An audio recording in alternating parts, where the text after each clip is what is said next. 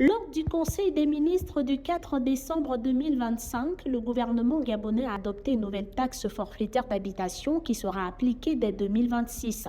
Cette contribution sera payée chaque mois par toute personne occupant un logement, maison, appartement, boutique, bureau ou autre local.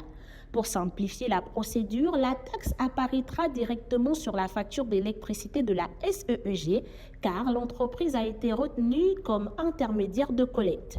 Selon les orientations données, la grande majorité des ménages gabonais paieront une taxe très faible, environ 1000 francs CFA par mois. Ce montant a été fixé pour ne pas peser sur le budget des familles, tout en permettant au pays de financer des projets d'embellissement urbain. La contribution varie selon les zones. Les quartiers disposant de peu d'infrastructures et de services paieront moins.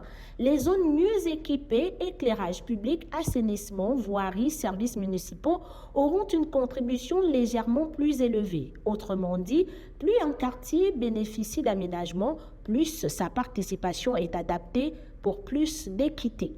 Important, 14% des foyers gabonais seront totalement exonérés de cette taxe. Ces 14% représentent les ménages les plus vulnérables, identifiés afin de ne pas alourdir leurs charges. L'objectif est que cette mesure reste inclusive et socialement juste. À quoi servira cette taxe? L'objectif affiché par le gouvernement est de financer les actions visibles dans les quartiers, à savoir propreté et gestion des déchets, entretien des voiries de proximité, réhabilitation de l'éclairage public, assainissement des zones urbaines, petits travaux et espaces publics. En résumé, améliorer notre cadre de vie de manière concrète et durable. D'autres pays africains appliquent déjà ce type de taxes. Le Gabon suit simplement un modèle déjà présent dans ces pays-là. Au Burkina Faso, la taxe de résidence finance l'éclairage public. Au Cameroun, cette taxe renforce la collecte des déchets. En Côte d'Ivoire, les contributions locales modernisent les quartiers. Au Maroc, la taxe d'habitation soutient les services municipaux. Au Rwanda, la taxe sur le logement soutient l'entretien urbain. Ces expériences montrent que lorsqu'elle est bien gérée, cette contribution améliore réellement le quotidien des populations.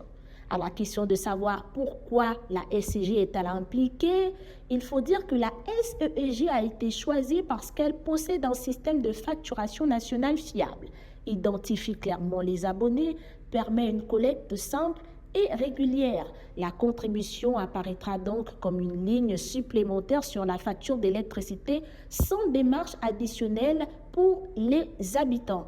En conclusion, la taxe forfaitaire d'habitation se veut être un effort collectif. La mesure se veut progressive et juste pour les autorités gabonaises. Et justement, si l'utilisation des fonds est transparente et efficace, cette taxe peut transformer nos quartiers, renforcer les services publics et embellir durablement le cadre de vie des Gabonais.